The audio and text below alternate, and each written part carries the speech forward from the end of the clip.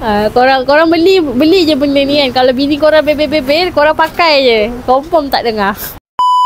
Ni penting untuk dekat tempat construction. Sebab kalau bunyi bising, kita boleh tutup pakai benda ni. Yang ini adalah satu ear muff.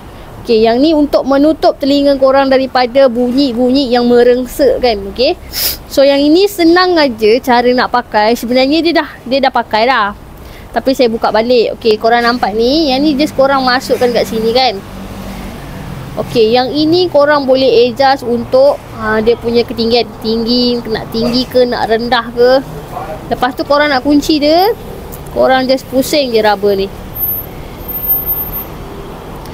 Macam tu. Okay, sebelah pula ni korang pusing. Okay, ikutlah nak pusing macam mana kan. Yang ni pun boleh pusing. Dan korang pakai macam biasa. Yang ni jangan risau.